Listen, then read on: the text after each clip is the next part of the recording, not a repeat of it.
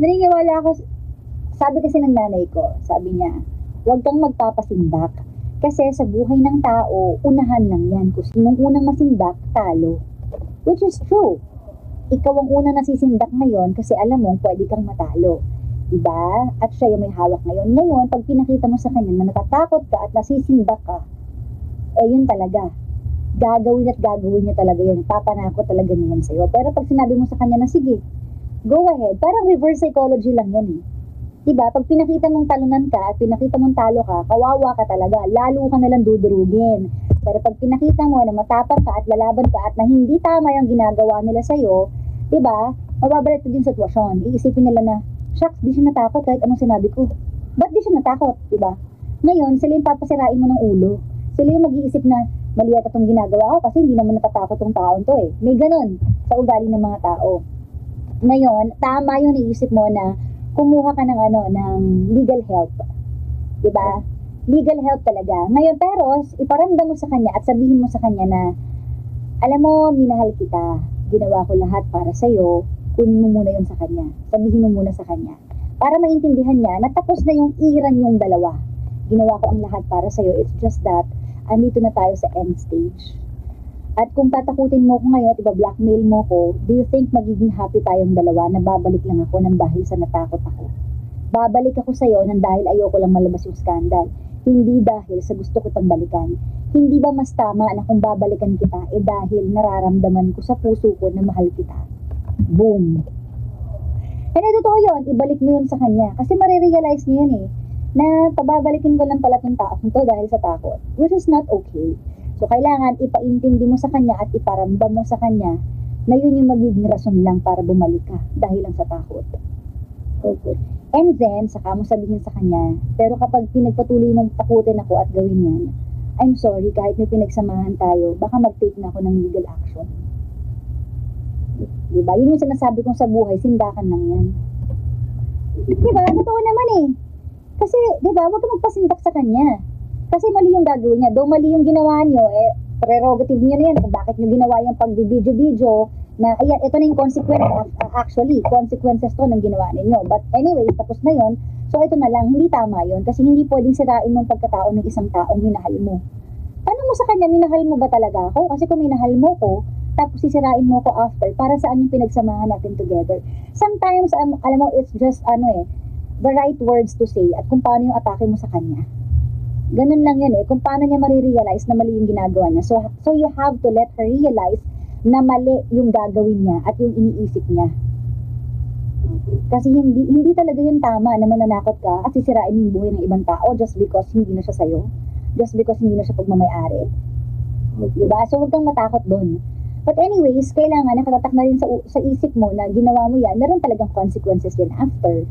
Kasi lahat ng ginagawa natin sa buhay, meron talagang consequences. So, dapat ready din yung puso mo dyan.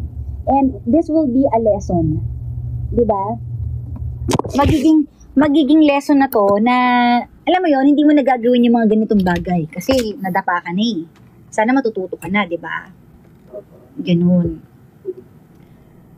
So, ayan, kausapin mo siya at sabihin mo yung mga ganong salita sa kanya. Sabi ko nga po sa kanya, DJ Cara,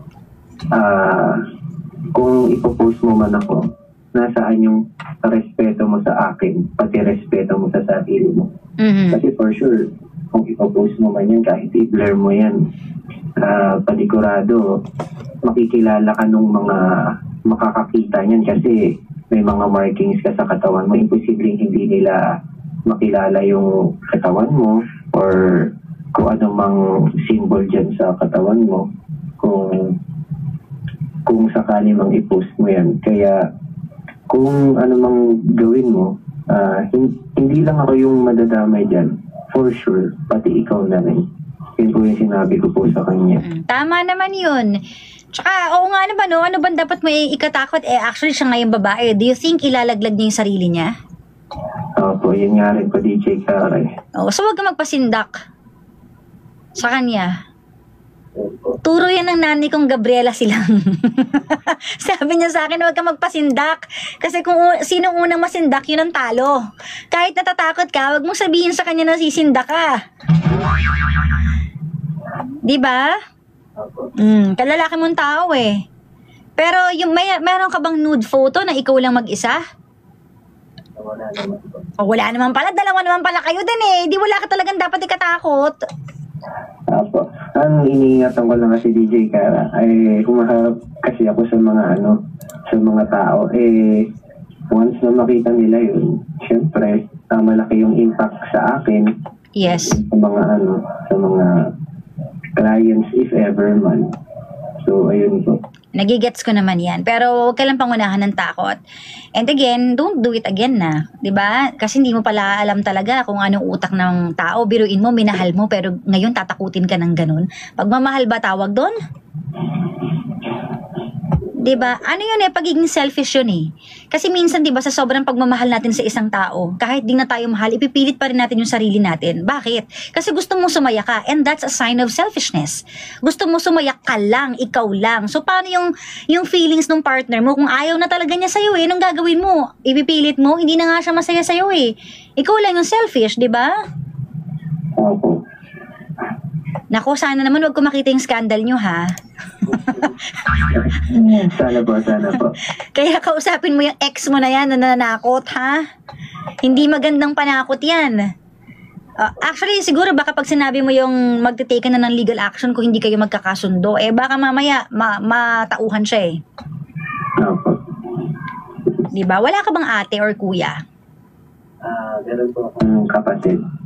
Pero mas bunso po kasi yun. Kasi naisip ko kung merong mas matanda sa'yo, pwedeng yun ang iharap mo sa kanya para matahimik siya. Alam mo para matakot siya na kakausapin ka nga pala ng kuya ko or ng ate ko. Kasi feeling ko hindi mo naman kayang sabihin yan sa parents mo kasi nakakahiya, di ba?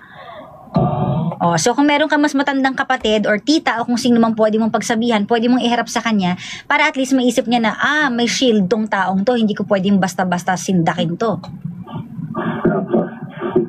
Sige, pero usap kayo, ha? And then sabihin mo sa kanya na you're planning to take legal action kung ganun lang din ang gusto niya. Huwag ka magpasinda kasi hindi naman talaga maganda na babalik ka lang sa kanya because of that. Yun yung ipaliwanag mo sa kanya na magiging happy ka ba kung babalik ako sa'yo dahil lang sa napilitan ako? Yes po. Sige, Albert. Maraming salamat sa iyong pagtawag. Thank you po, DJ Kara. Maraming salamat po. Ayan. Thank you so much. Bye. Ayan. Si Albert. Nako, sindakan pala ito. Grabe naman yun, oh. Ay, nako. Alam nyo na ha, lahat ng bagay na ginagawa natin ay may consequences. So, bago nyo gawin isang bagay, pag-isipan nyo talaga munang mabuti. Kesa ganyan, na mabubuhay kayo sa pagsisisi habang buhay. Anyways, at dyan nagtatapos ang ating bonding ngayong araw na ito. Maraming salamat. Malapit na tayo mag-overtime. Kaya paalam na mga pangga. Thank you so much for staying with me. Sana nag-enjoy kayo.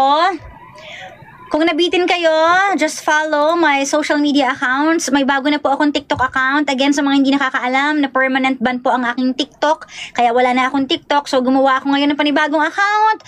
Konti pa lang ang followers, pero itatawid natin. Hanapin nyo lang ang Gandang Kara, DJ Kara. May nakalagay naman doon sa title, new account. So, mahahanap nyo yan sa TikTok. And sa YouTube, that's Gandang Kara. Sa Facebook, DJ Kara. And sa Instagram, at Gandang Kara Official. Maraming salamat sa inyong pagtutok. Mag-emote na muna tayo from Moira. Pangga, paalam na. Huwag mo sabihin radyo, sabihin mo energy.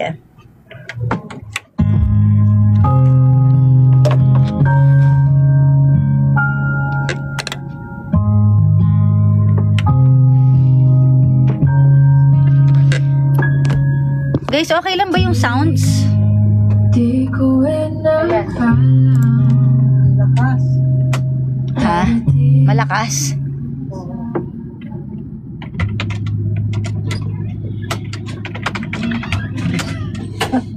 Pikit-pikit na na Ay, sorry. Ay, beats. Oo nga, ang dami yung ano. Daming galit. Daming galit, di ba?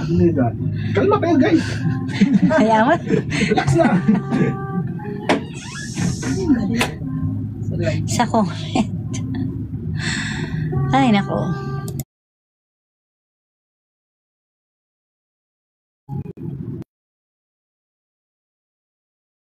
Mo nakita niyo yung mga comment kanina. Sabi lang siya pumunta. Ay, nako. Teka lang guys, ano muna ako.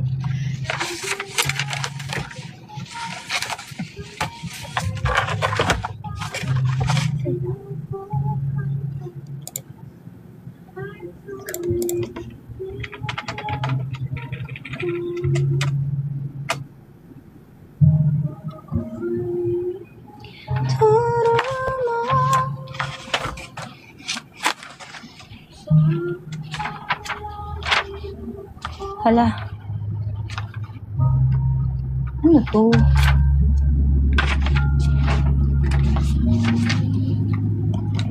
Teka lang. Guys, saglit lang natataranta ako eh. Saan yung TOH ko? Ay, pusang gala.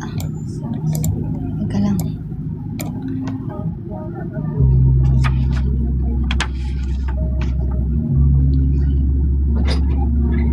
Alam mo, nagkakamali-mali na talaga ako.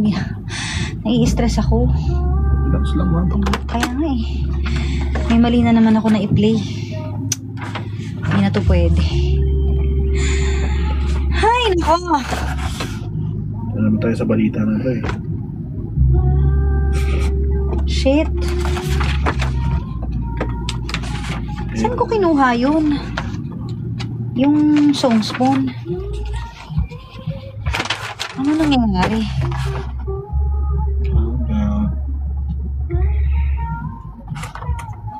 Tama naman. Balance. MX3 ordinary.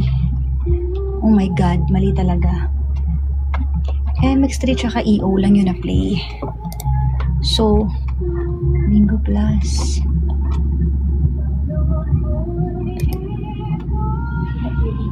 Home sweet.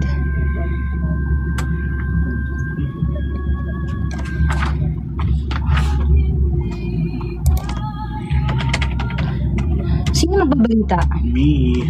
Ako na. Shit, teka lang ah. Okay lang, go lang. Take your time. May balance. Bakit ako naglagay ng time check? Eh, wala naman to. Ano nangyayari sa akin? Ah! Pagod na ako. Bingo Plus. Home Sweet.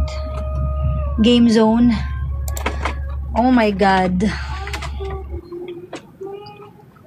Balance. May M Extraordinary na ba? Oh my God. MX3 ano lang. Jingle, di ba? Kasama. Balance, M Extraordinary. Oh my God. Gusto ko nang sumigaw. Nai-stress ako. Hindi ko na kaya talaga. Hindi pwede to. Teka. Yan, home sweet. Asan na ako ngayon? Game zone. Teka, maglalagay ako ng isang song pa para kumalma ako. Kung maibabalik ko lang. Britney Spears. Yan ang. Uy, huwag mo kong guluhin. Anong Britney Spears? Bawal na. Teka lang. Sige lang mo pwede. No!